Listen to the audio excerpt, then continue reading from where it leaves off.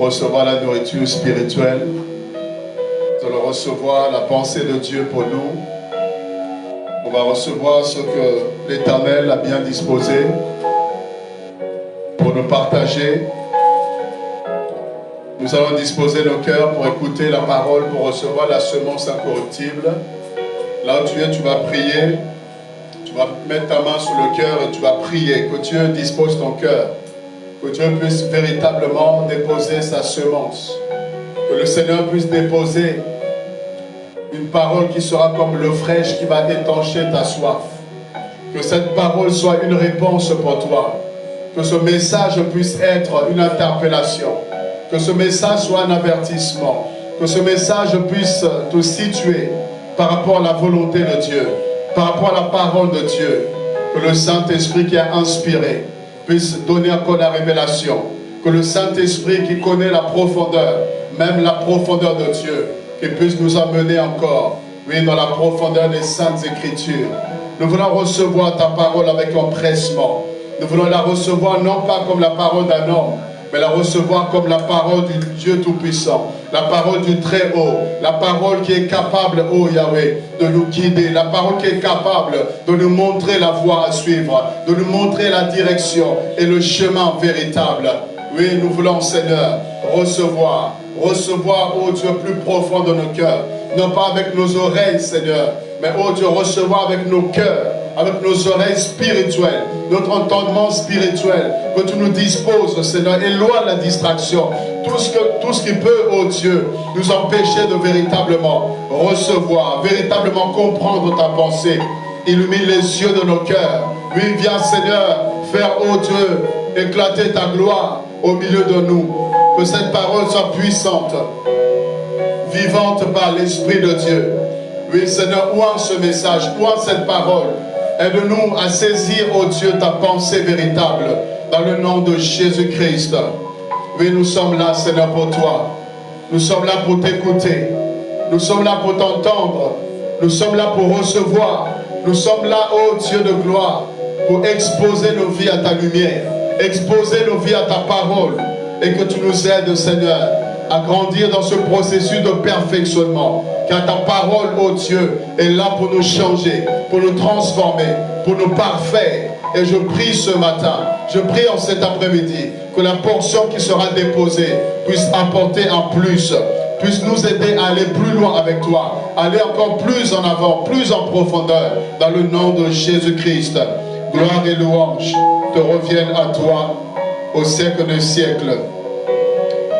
Amen. Que Dieu soit loué. Nous allons passer à la parole de Dieu. En cet après-midi, le thème qui est annoncé, c'est la loi de l'influence. J'aimerais parler de la loi de l'influence. La loi de l'influence.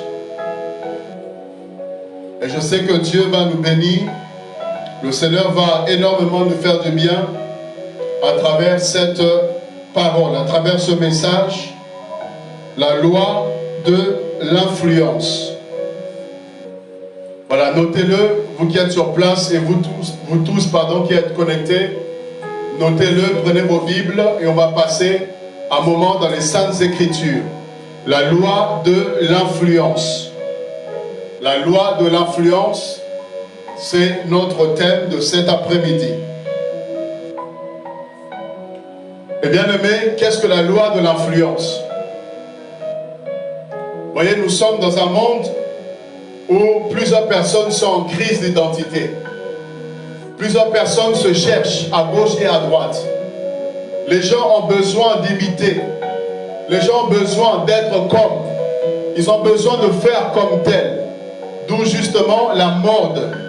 Vous voyez, la mode, vous avez des précurseurs, des personnes qui sont en avant, des personnes qui dictent la mode, qui dictent la façon de parler, la façon de faire, la façon de s'habiller, la façon de se tenir.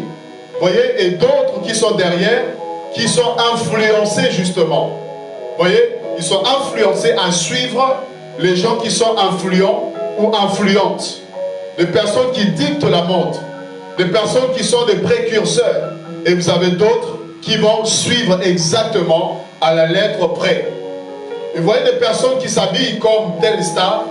Vous avez des gens qui s'habillent comme telle vedette. Des personnes qui parlent, qui s'expriment comme telle ou telle personne. Vous avez des enfants qui veulent ressembler à telle personne. Non, quand je serai grand, je serai comme telle personne. Et dans le monde du sport, vous avez des enfants qui veulent ressembler à tel joueur. Ils veulent être comme tel joueur. Ils veulent devenir plus tard comme tel joueur. Vous voyez pourquoi? Parce qu'il y a la loi de l'influence. Quelqu'un qui fait de la musique, il veut ressembler à tel musicien. Il a pour repère, il a pour modèle, il a pour idole telle ou telle personne et il est influencé par la musique de cette personne-là. C'est comme ça que vous voyez certains qui vont chanter, mais dans leur manière de chanter, vous retrouvez d'autres personnes.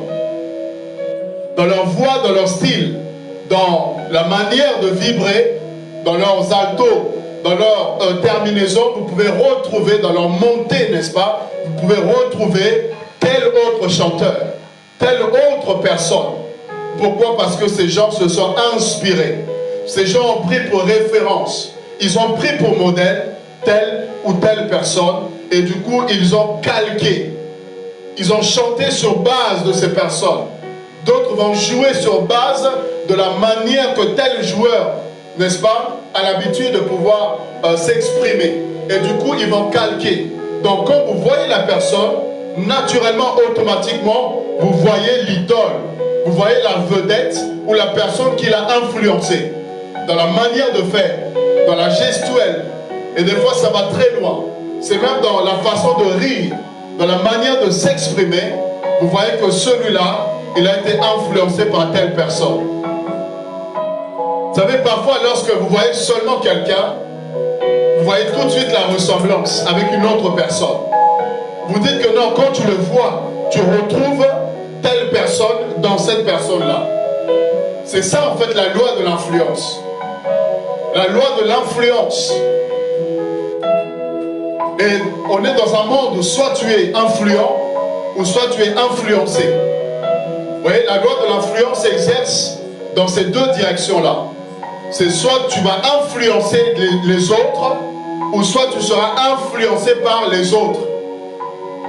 Et surtout dans ce temps de crise d'identité, où les gens doivent se référer à d'autres. Les gens cherchent des référents, les gens cherchent des modèles, ils cherchent des exemples, les gens cherchent des grands frères, des gens cherchent des grandes sœurs, des gens cherchent des mères, cherchent des pères, des gens cherchent, n'est-ce pas, des référents, des personnes sur qui ils peuvent s'appuyer. Quelqu'un qui est dans les études, il cherche une personne qui peut l'inspirer. Quelqu'un qui a réussi dans le domaine, qui a réussi dans les études, qui peut être source de motivation, source d'espoir et d'encouragement. Quelqu'un qui réussit dans le ministère, quelqu'un qui réussit dans la vie, quelqu'un qui réussit professionnellement parlant, eh bien, il peut influencer les autres. Et vous avez ceux qui sont derrière, ceux qui viennent, n'est-ce pas, après, ben, peuvent regarder, s'appuyer. Comment est-ce que tel a réussi? Comment est-ce que tel fonctionne? Comment est-ce que telle personne arrive à faire tel ou tel exploit? Et du coup, la personne influence les autres. Vous voyez, quand on influence, on est comme un moteur. Le moteur influence, n'est-ce pas, l'ensemble du véhicule. Le moteur tire toute la carrosserie. Le moteur entraîne tout le véhicule à avancer dans une certaine direction. Lorsqu'on est influent, on est comme la tête du train. On est la tête du train. On est comme la tête, n'est-ce pas, du wagon. Et on est en avant et on traîne tous les autres wagons. On traîne tous les autres. Et malheureusement, tous ceux qui sont devant ne sont pas forcément des exemples à suivre. Vous voyez, il y a des gens qui sont influenceurs. Et surtout aujourd'hui avec les réseaux sociaux, vous retrouvez de plus en plus ces termes-là, influenceurs. Vous avez de plus en plus de personnes qui se disent influenceuses, influenceurs. Donc des personnes qui vont vous dicter une certaine façon de faire les choix. Des personnes qui vont vous conduire dans une certaine orientation, dans une certaine direction. voyez, des personnes qui veulent se tenir là et vous dicter des codes de la mode. Que pour vous habiller, pour être fashion, pour être tendance, pour être classe, voilà comment vous devez vous habiller. Et ils vont se mettre à vous proposer toute une brochette de choix. Et ils vont vous dire, voilà, il faut les codes, respecter les couleurs, respecter les tons, ne pas dépasser tel ou tel nombre de couleurs. Et vous regardez à ces personnes, vous suivez les conseils, et voilà que vous allez vous habiller sur base de tout ce qu'on vous a appris, de tout ce qu'on vous a dit. Vous voyez, les influenceurs, et il y a les influencés. De quel camp, de quel côté te places-tu? Est-ce que tu es né pour influencer ou tu es né pour être influent? Es-tu influencé ou es-tu influent? Ça, c'est la question qu'il faut se poser. Vous voyez, dans certains domaines, on peut être influencé. Mais il y a des domaines où on peut être influent.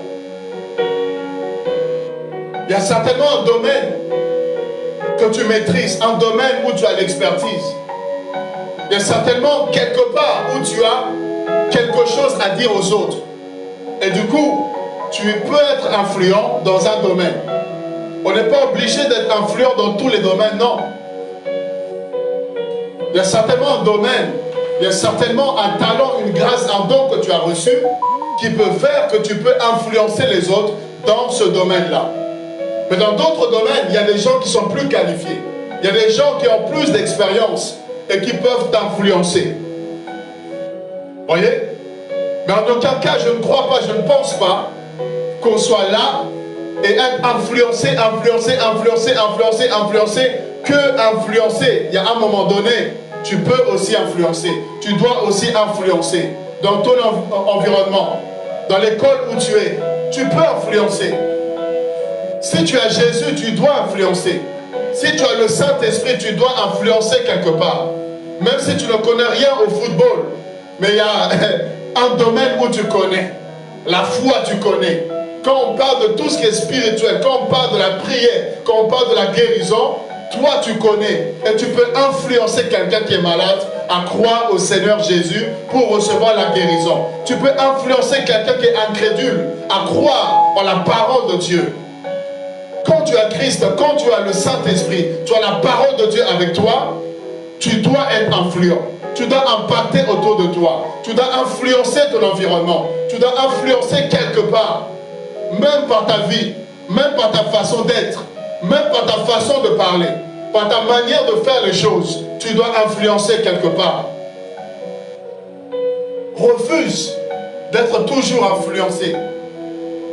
Mais laisse Dieu te remplir, laisse le Saint-Esprit te remplir.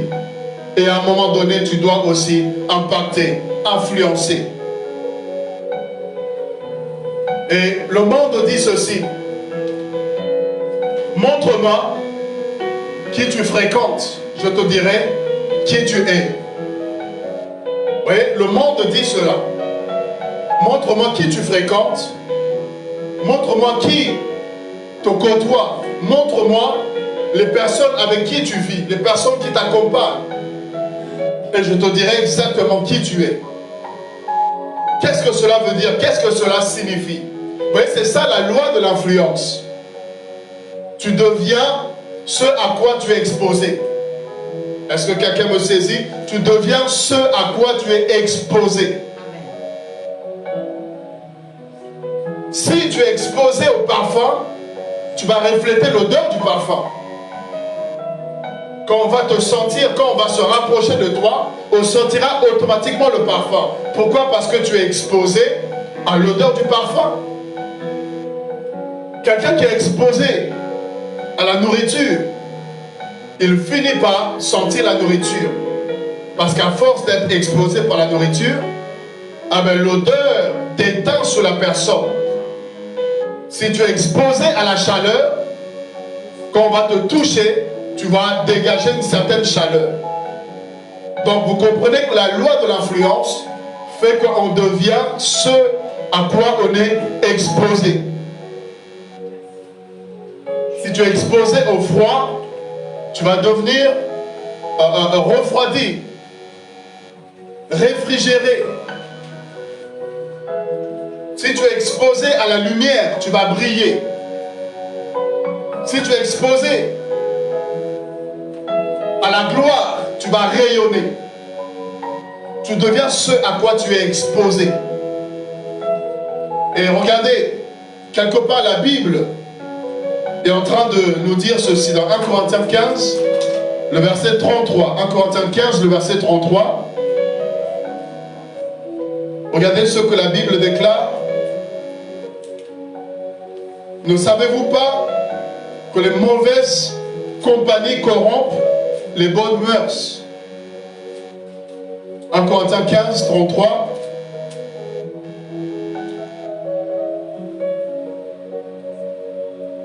Voyez, car Dieu n'est pas un Dieu de désordre, mais de paix. Voyez, Dieu n'est pas un Dieu de désordre, mais Dieu est un Dieu de paix. 1 Corinthiens 6.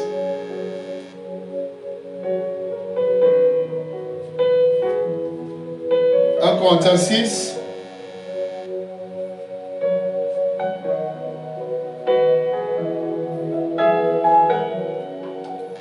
Prenons 1 Corinthiens 6, le verset 16 à 17.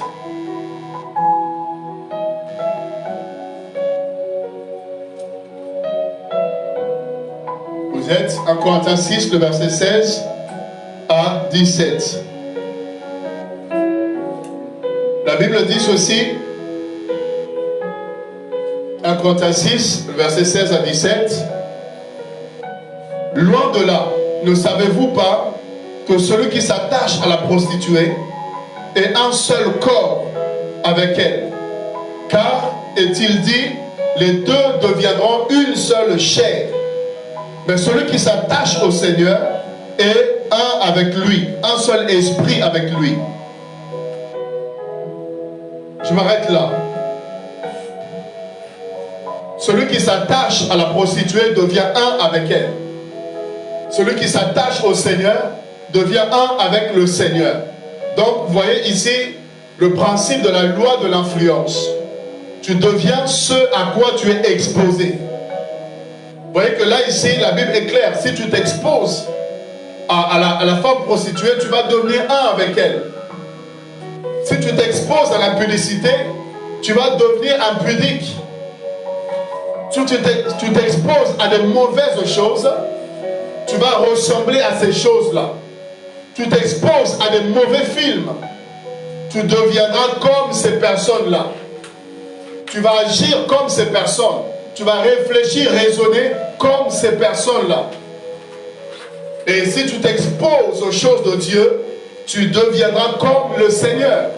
Si tu t'exposes à la prière, tu deviendras fort comme Christ. Si tu t'exposes à la sanctification, tu fuiras le péché. Si tu t'exposes à la parole de Dieu, tu vas aimer le Seigneur et tu vas le servir de toute ta force, de toute ton âme. Si tu t'exposes aux choses spirituelles, tu deviendras un homme spirituel. Amen. Mais si tu t'exposes à la chair, tu vas être charnel. Si tu t'exposes aux choses, aux désirs, aux passions de la chair, tu seras quelqu'un qui va vivre dans la chair. Quelqu'un qui ne saura pas décoller, qui ne saura pas être spirituel, qui va s'ennuyer par rapport aux choses de Dieu, qui aura du mal à avancer sur le plan spirituel. Pourquoi? Parce que tu es exposé à la chair et tu es attaché aux choses, aux désirs de la chair. Les mauvaises compagnies corrompent les bonnes mœurs. Il y a des gens qui ont une influence négative. Il y a des gens qui sont influenceurs, mais qui vous influencent dans le mal. Mais il y a des gens qui vous influencent dans le bon sens, dans la bonne direction. Qui est-ce que tu suis? Qui influence ta vie? Qui oriente ta vie? Qui est-ce que tu as comme modèle? Qui est-ce que tu as comme exemple? Qui est-ce que tu as comme mentor? Qui est-ce que tu as comme père spirituel? Qu'est-ce que tu as comme personne qui influence ta vie? Car si tu es exposé à un adultère, tu finiras par devenir adultère. Si tu es exposé à quelqu'un qui vit dans le péché, tu finiras par voir la vie de la personne. La Bible est claire, les mauvaises compagnies corrompent les bonnes mœurs. Parce que celui qui est dans l'adultère, il va banaliser l'adultère. Il va normaliser cette pratique. Et si tu es avec cette personne, si tu es influencé par cette personne, tu vas adopter le même langage. Tu vas te dire, mais si lui, il le fait, moi aussi, je peux le faire. Si lui a divorcé, c'est que moi aussi, je peux le faire. Si lui a 3, 4, 5 femmes, c'est que moi aussi, je peux le faire. Vous voyez, la loi de l'influence. Voilà pourquoi l'apôtre Paul dit, soyez mes imitateurs, comme moi-même je le suis de Christ. En d'autres termes, il dit, laissez-vous influencer par moi. Suivez mon exemple, suivez le modèle que je suis. Mais il rajoute quelque chose de très important. Il dit, moi-même je suis Christ. Moi-même, mon modèle, mon exemple, c'est Jésus-Christ. Donc ce que vous me voyez faire, c'est ce que je vois Christ faire. Vous voyez, ça c'est très important. Je ne peux pas vouloir t'influencer si je ne suis pas Christ. Je ne peux pas vouloir être ton modèle si je n'ai pas pour modèle moi-même Christ. Qu'est-ce que je pourrais te donner? Qu'est-ce que je pourrais t'enseigner de moi-même? Mais quand Christ est devant, moi je suis en train de calquer Christ. Je suis en train de le suivre. Je marche comme Christ. Et il est normal, si tu veux suivre Christ, que tu me suives. Parce que Christ, on ne le voit pas. Vous voyez, Christ, on ne le voit pas. Pourquoi l'apôtre Paul demande à ce qu'on puisse l'imiter? Parce que Jésus, on ne le voit pas. C'est par la foi. Vous voyez, la marche chrétienne, la vie avec Dieu, c'est par la foi. Il y a eu des hommes qui ont eu la grâce de le voir quand Christ est venu sur terre, dans la chair. Il y a des gens qui ont vécu avec lui, qui l'ont vu. Mais pour nous, il est mort et il est ressuscité. Il est assis à la droite de la majesté divine. Et la marche avec lui se fait par la foi. Et l'apôtre Paul dit cela parce qu'il sait que c'est difficile parfois de croire, de suivre quelqu'un qu'on ne voit pas. Parce que l'homme a cette tendance à vouloir palper. L'homme aime toucher. L'homme aime ce qui est visible. L'homme se sent rassuré quand il sent, quand il voit. Vous voyez, quand les 5 sens peuvent, n'est-ce pas, être fonctionnels. J'entends, je touche, je sens, je vois, et l'homme se sent rassuré. Mais s'il n'y a pas ça, l'homme a du mal à croire. C'est ça même qui fait qu'il y a des gens qui ne croient pas en Dieu. Pourquoi? Parce qu'ils ne le voient pas. Le jour où Dieu se révélerait aux hommes, le jour où Dieu se tenait là et se manifeste à tous les hommes, vous verrez que tout le monde va croire. Vous êtes d'accord avec moi? Tout le monde va croire. Parce que tout le monde va le voir. Et là, il n'y aura plus de doute possible. Il n'y aura plus de questions à se poser. Est-ce que ce n'est pas l'imagination? Est-ce que c'est réellement vrai? Est-ce qu'il existe? Comment il a fait? Non. Le jour où Dieu décide de se révéler clairement, se dévoiler à la surface de l'humanité, tout un chacun va croire. Mais là, tellement que c'est par la foi qu'on découvre Dieu, il y a des gens qui ont du mal à suivre. Parce qu'eux, ils ont besoin de toucher. Ils ont besoin des preuves tangibles. Voilà pourquoi il y en a qui se disent Saint Thomas. Je suis Saint Thomas. Donc je demande de voir pour croire. Ils ont besoin de toucher pour croire. Et l'apôtre Paul dit, je suis là, vous pouvez me suivre. Donc tous ceux qui ont besoin de voir Christ pour suivre Christ, il dit, le fait que moi je fais comme lui, le fait que je marche comme lui, le fait qu'il est mon modèle, et je m'attelle à pouvoir faire exactement comme lui, eh bien vous pouvez me suivre. Vous pouvez regarder à ce que je fais. Vous pouvez regarder à ma vie. Et par ma vie, à travers moi, vous verrez Christ à travers moi. Et j'aime ce qu'il dit dans Galates 2:20. Il dit, j'ai été crucifié avec Christ. Si je vis, ce n'est plus moi qui vis. Ça, c'est fort. Il dit, je ne vis plus moi-même, j'ai été crucifié. Il dit, le Paul a été crucifié. L'ancien moi qui persécutait, l'ancien moi qui faisait, n'est-ce pas, la terreur, l'ancien moi qui avait une mauvaise vie. Il dit, j'ai été crucifié, ce n'est plus moi-même qui vis, mais c'est qui? C'est Christ qui vit en moi. Il dit, Christ vit en moi. J'ai étouffé ma volonté. J'ai fait disparaître ma propre volonté pour laisser la volonté de Dieu s'exprimer à travers ma vie. Donc, c'est un homme qui était là, mais c'est Christ qui vivait en lui. Dans le corps, dans la chair, on voyait Paul.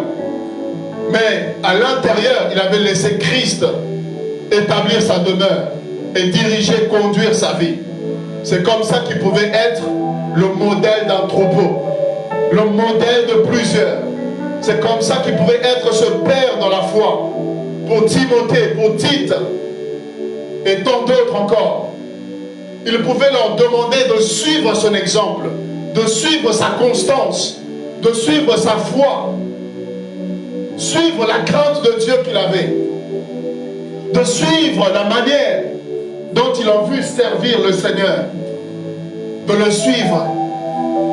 Pourquoi? Parce qu'il était sûr de sa marche. Il était sûr qu'il avait véritablement suivi l'exemple modèle qui est Christ. La loi de l'influence. La loi de l'influence, bien-aimé. Qui est-ce qui influence ta vie? Qui est-ce que tu suis? Qui est-ce que tu regardes? Si tu regardes quelqu'un qui est impoli, qui est insolent, qui est vulgaire, tu t'exposes à ces choses-là. Ne t'étonne pas que ton langage sera influencé à un moment donné. Ne t'étonne pas que tu deviennes grossier. Ne t'étonne pas que tu deviennes impoli. Pourquoi? Parce que tu es influencé par ce à quoi tu es exposé. Tu t'exposes à l'intelligence, tu deviens intelligent. Tu t'exposes à la sagesse, tu deviens sage. Tu t'exposes à la folie, tu deviens fou. Tu t'exposes à l'excellence, tu deviens excellent. Tu t'exposes à la réussite, tu vas réussir. Qu'est-ce qui t'influence? Qu'est-ce qui influence ta vie? Qu'est-ce qui influence tes pensées? Qu'est-ce qui influence ton esprit? La loi de l'influence. Regardez, dans Actes chapitre 11, le verset 26. Acte 11, le verset 26. Le Seigneur Jésus va venir et il va appeler des hommes et des femmes pour le suivre, pour marcher avec lui. Il a passé du temps avec ces hommes, il a enseigné le royaume. Il a enseigné la parole de Dieu. Il a passé des moments de qualité avec eux. Et Christ a influencé ces hommes. Il a impacté ces hommes. Alléluia. Il a impacté ces hommes par sa vie. Les miracles qu'il a opérés. Les miracles qu'il a accomplis. Tout ce qu'il a fait, ces hommes ont été impactés. Ils ont été touchés, influencés par le Seigneur. Et regardez le résultat.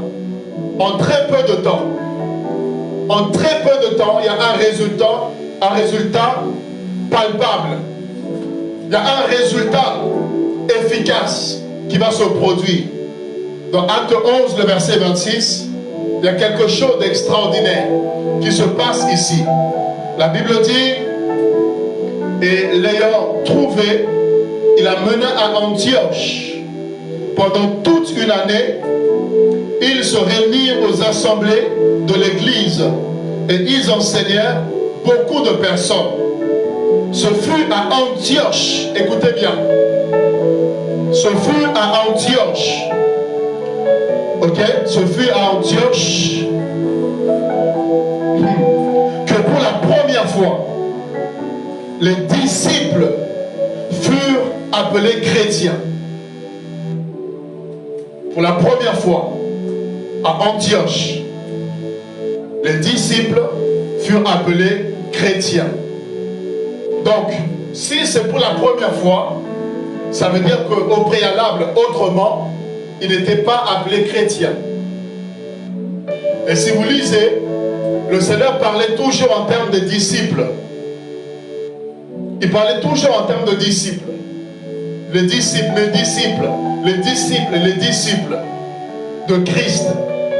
Mais ici, ce sont les païens. Ce sont les inconvertis. Ce n'est même pas Christ qui a dit vous êtes chrétiens. Non. Ce ne sont même pas eux-mêmes qui se sont dit non. À partir de maintenant, on va s'appeler chrétien. Non. C'est le regard extérieur. C'est des personnes qui n'étaient même pas, je dirais, dans la foi avec eux, qui les ont regardés. Ils les ont observés à Antioche. Ils ont vu comment ces gens marchaient. Ils ont vu comment ils parlaient, comment ils s'exprimaient, comment ils réagissaient. Ils les ont étudiés, ils les ont observés. Ils ont remarqué que ces gens-là reflétaient exactement Christ. Ils étaient comme Christ, ils marchaient comme Christ. Ils vivaient comme Christ. Christ avait déteint sur eux. Christ s'était imprégné en eux. Oh, j'aime ce que l'apôtre Paul dit. Il dit, je travaille quelque part durement pour que Christ soit enfanté en vous. Je souffre des douleurs de l'enfantement jusqu'à ce que Christ soit formé en vous. Et Christ était formé en eux. Christ était établi en eux. Ils avaient fait disparaître le monde pour laisser place à la parole de Dieu. Laisser Christ être le modèle. Et non pas le monde, non pas les choses, bien aimés, de ce monde influencer leur vie, mais laisser Christ pleinement diriger, conduire leur vie. Et c'est ainsi qu'ils ont été appelés chrétiens. Comme Christ, ou encore petit Christ, des petits Christ, comme Christ. Vous voyez? Est-ce qu'on peut véritablement le reconnaître en cette qualité? Est-ce que les païens, est-ce que les collègues de travail, est-ce que les voisins, est-ce qu'il y a des personnes extérieures qui peuvent reconnaître en nous cette qualité? Reconnaître en nous les valeurs de Christ. Quelqu'un qui ne te connaît même pas, mais qui t'a juste observé une minute. Il est stupéfait par ta façon d'être. Et qui peut te demander, excusez-moi, est-ce que vous êtes chrétien? Est-ce que vous êtes enfant de Dieu? Est-ce que vous êtes pasteur? Est-ce que vous êtes servant de Dieu? Alors que tu n'as pas parlé, alors que tu n'as pas porté un t-shirt Jésus-Christ est Seigneur, tu n'as pas porté un polo, un pull pour dire je suis chrétien, non, mais juste par ta façon d'être, ta façon de te tenir, parfois on sait reconnaître que tu es chrétien. Pourquoi? Parce que Christ influence ta vie au quotidien. Il influence ta façon d'être. Il influence ta façon de t'habiller. Il influence ta façon de parler, ta façon de donner, ta façon d'aimer et influencer, ta façon de pardonner. Christ influence ta manière de pardonner. Tu peux pardonner là où les autres gardent la haine, mais toi tu libères le pardon. Là où on t'humilie, tu sais parfois prendre sur toi pour dire c'est pas grave, que Dieu te bénisse. Et les gens sont choqués. Ils sont choqués, mais comment tu peux ne pas réagir? Mais Christ à la croix, il a dit Père, pardonne-leur, car ils ne savent pas ce qu'ils font. Il a libéré le pardon là où on l'avait humilié. La loi de l'influence. À Antioche, pour la première fois, les disciples sont appelés chrétiens comme Christ parce qu'il les avait influencés. J'aimerais vous donner un autre exemple. Regardez la vie de Pierre. Il est appelé Simon préalable. Et lorsqu'il rencontre le Seigneur Jésus, il va changer son nom. Il va changer son identité. Il dit Simon, à partir de maintenant, tu vas t'appeler Pierre. Vous voyez, il change son nom de Simon à Pierre. Et il va marcher avec Christ, il va marcher avec le Seigneur.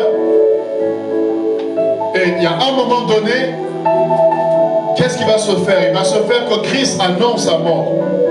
Il annonce sa mort et sa résurrection. Il annonce quelque part la fin de sa mission. Et Pierre va, n'est-ce pas, s'opposer. Pierre, il va carrément refuser.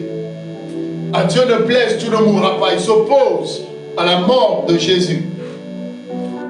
Et il y a un moment donné, vous pouvez le lire dans Matthieu chapitre 26, le verset 30, le verset 34. Vous pouvez, même au verset 35. Matthieu 26, le verset 30 à 35. Jésus est en train d'avertir Pierre pour lui dire que tu vas me renier à 3 reprises. Avant que le coq puisse chanter, tu vas me renier 3 fois. Et Pierre, n'est-ce pas, va se poser, il va refuser de croire en cela. Mais vous allez voir plus loin, plus tard, dans le chapitre 26, pardon, au verset 69, quelque chose va se passer. Quelque chose va se produire. Le Pierre qui a renié le Maître, le Pierre qui a renié Jésus, nous révèle quand même quelque chose. Écoutez, le verset 69 de Matthieu 26. Cependant, Pierre était assis dehors dans la cour. Une servante s'approcha de lui et lui dit, toi aussi, tu étais avec Jésus le Galiléen. Waouh! Waouh, ça c'est extraordinaire. Est-ce que c'était écrit sur le visage de Pierre? Est-ce que Pierre avait-il une pancarte qui disait qu'il avait suivi le Christ, qu'il avait été disciple de Christ? Est-ce que Pierre avait, je ne sais pas, un écriteau? Est-ce que Pierre l'avait crié, scandé haut et fort? Non. Là, il était en train de se cacher. Il était en train de vouloir se faufiler dans la foule. Il voulait passer incognito. Il voulait ne pas être reconnu. Il se cache. Mais il y a quelque chose, bien aimé. La loi de l'influence fait qu'il y a un moment donné, si vous êtes influencé par ce à quoi vous êtes exposé, vous ne pourrez pas vous cacher. Je dis, vous ne pourrez pas vous cacher. Si tu es un homme de Dieu, même si tu vas t'asseoir dans une église, au fin fond, tu t'assieds à la dernière chaise, tu ne pourras pas te cacher. On saura que non, tu as quelque chose de Dieu. On saura que tu as un appel de Dieu. On saura que tu as une grâce de Dieu. On saura que tu es une servante de Dieu. Même si tu fuis comme Jonas, l'appel de Dieu va te rattraper. Même dans le ventre du poisson, l'appel de Dieu va te rattraper. Même si tu veux te cacher, tu feras quelque chose. Tu agiras d'une certaine manière où on va dire que non, toi tu as l'appel de Dieu. Quand tu as l'appel de Dieu, même si tu vas en boîte de nuit, on va reconnaître que toi tu n'es pas des leurs. On va reconnaître que toi ta place n'est pas là-bas. On va reconnaître que toi tu n'as pas l'habitude. Parce que les gens seront à l'aise de faire les choses qu'ils ont l'habitude de faire. Mais toi tu seras tellement attristé par l'esprit. Toi tu seras tellement interpellé par ta conscience. Toi tu seras tellement dérangé. Parce que tu sais que la sanctification, la crainte de Dieu sans laquelle personne ne peut voir le Seigneur. Et on dira que non, toi tu es bizarre. On te trouvera bizarre parce que tu n'es pas dans ton environnement, dans ton élément naturel. Pierre, ce n'est pas écrit sur ton visage, mais par ta façon d'être, par ce que tu dégages, ça démontre Christ. Comment on te voit? C'est comme si Christ était passé par là. La femme lui dit, toi aussi. Vous voyez, elle n'affirme pas. C'est comme une question affirmative. Vous voyez, c'est comme une question, mais dans cette question, elle affirme en même temps. Ça veut dire, ça paraissait tellement évident qu'elle en était sûre. Parce qu'on ne pouvait pas être comme Pierre et ne pas avoir suivi Jésus. C'était impossible. Ça démontrait l'influence de Christ, l'empreinte de Christ sur la vie de Pierre. Mais il le nia devant tous, disant, je ne sais pas je ne sais ce que tu veux dire. Vous voyez, comme il se dirigeait vers la porte, une autre servante, waouh, Une autre servante le vit et va lui faire remarquer que toi aussi tu étais avec Jésus de Nazareth. Pierre va renier une deuxième fois.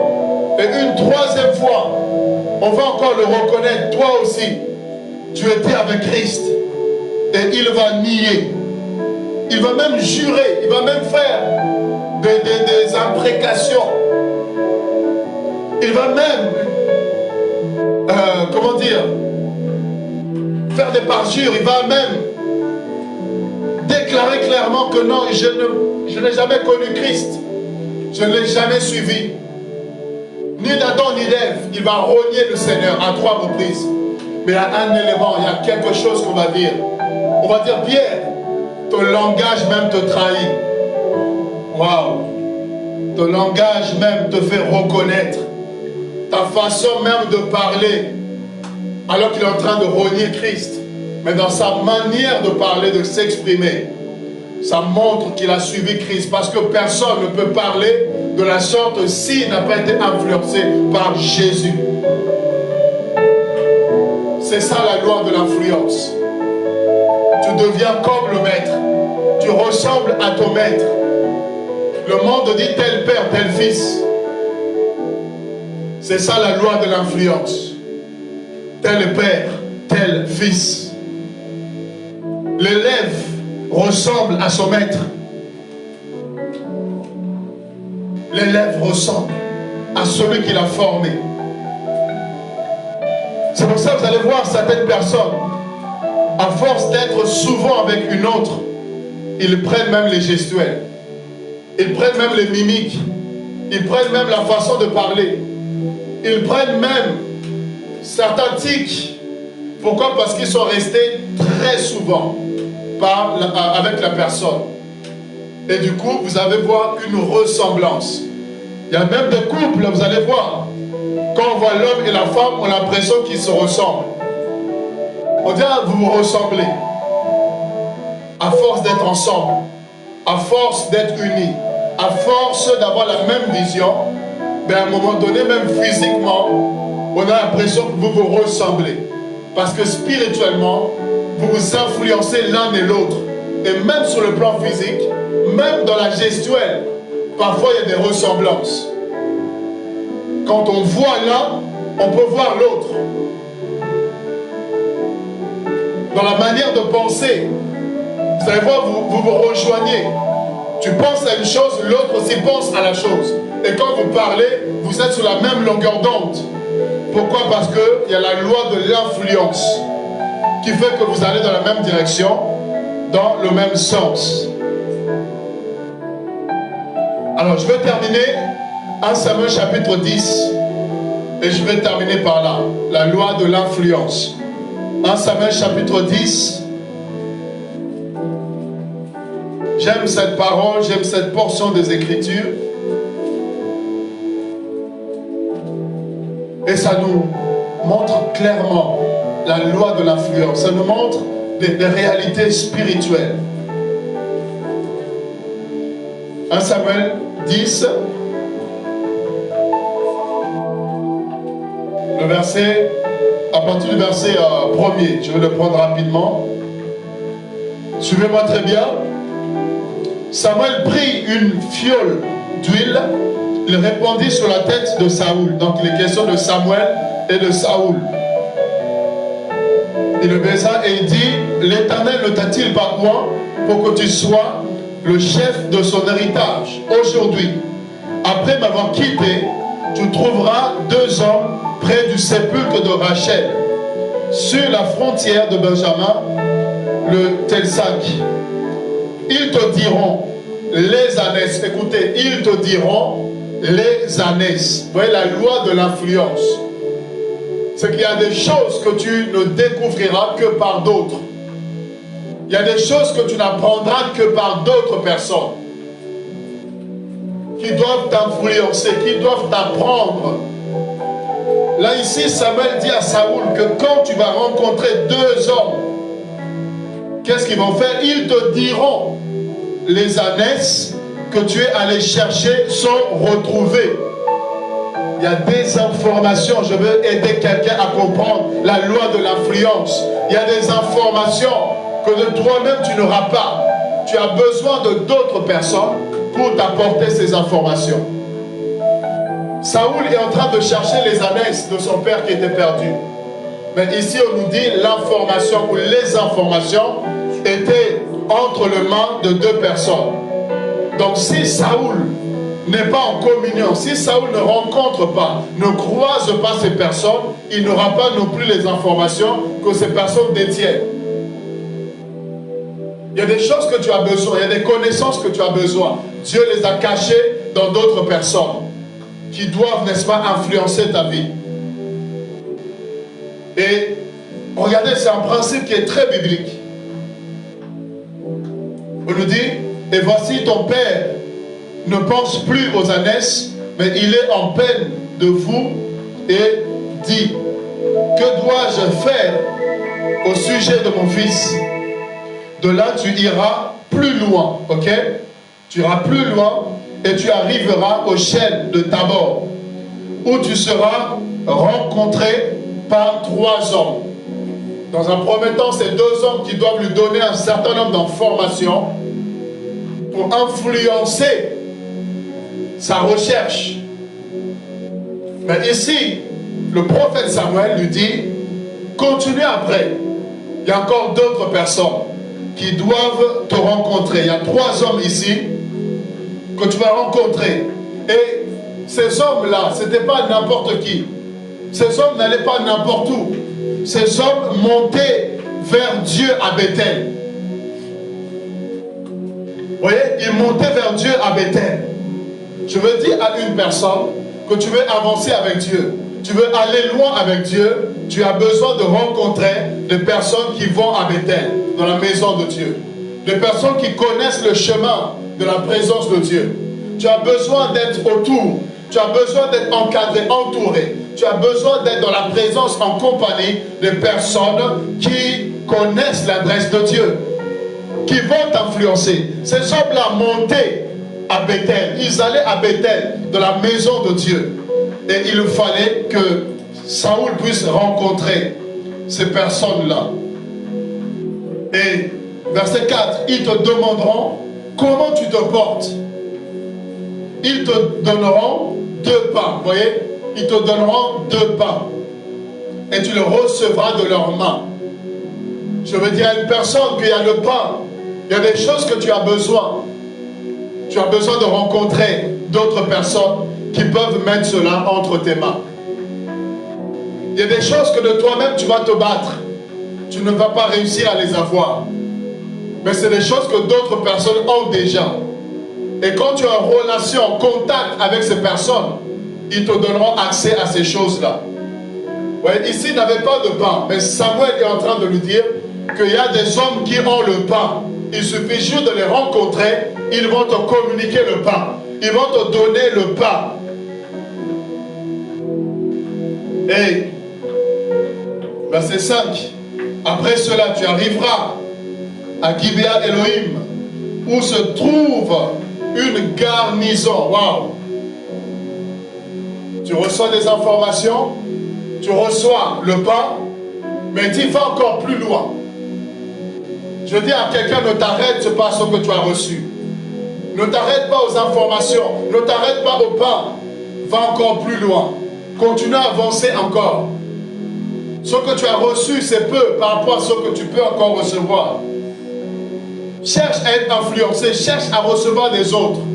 Cherche à apprendre des autres. Tu as placé des trésors, tu as placé des richesses, tu as placé des hommes pour t'apprendre, des femmes, pour enrichir ta vie. Et regardez, il y aura une garnison de Philistins. En entrant dans la ville, tu rencontreras une troupe de prophètes descendant du haut lieu, précédés du luth, du tambourin et de la flûte et de la harpe, et prophétisant eux-mêmes. Oui, tu vas rencontrer une garnison, tu vas rencontrer des prophètes qui sortaient du haut lieu. Et qu'est-ce qu'ils étaient en train de faire? Ils étaient en train de prophétiser. Ils avaient l'onction prophétique, l'atmosphère prophétique. Ils avaient les dons prophétiques. Et qu'est-ce que Dieu dit? Qu'est-ce que Samuel, n'est-ce pas, dit? Au verset 6, l'Esprit de l'Éternel te saisira. Tu prophétiseras avec eux. Waouh, ça c'est extraordinaire. Et tu seras changé en un autre homme. Vous voyez? Tu n'as pas le don prophétique, tu n'as pas l'onction prophétique. Mais la loi de l'influence peut faire que tu deviennes prophétique parce que tu es exposé au prophétique. Vous comprenez ça ici? Tu vas rencontrer des prophètes qui seront en train de prophétiser. Et quand tu vas être en contact avec eux, quand tu vas, n'est-ce pas, t'approcher d'eux, il y a la loi de l'influence qui va s'exercer. L'onction prophétique qui est sur eux, l'atmosphère prophétique, le don prophétique qui est sur eux, qu'est-ce que ça va se faire? Ça va impacter ta vie, ça va influencer, ça sera relâché sur toi, le Saint-Esprit va te saisir et tu vas commencer toi aussi à prophétiser comme eux.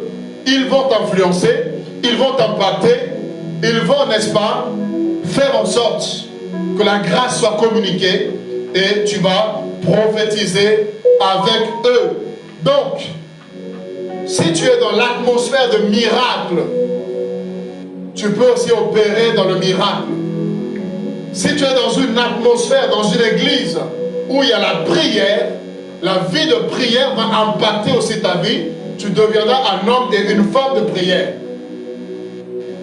Si tu es en contact avec un prophète, en contact permanent, tu vas être aiguisé au prophétique. Le prophétique va se manifester dans ta vie. Et c'est ici exactement ce qui va se passer.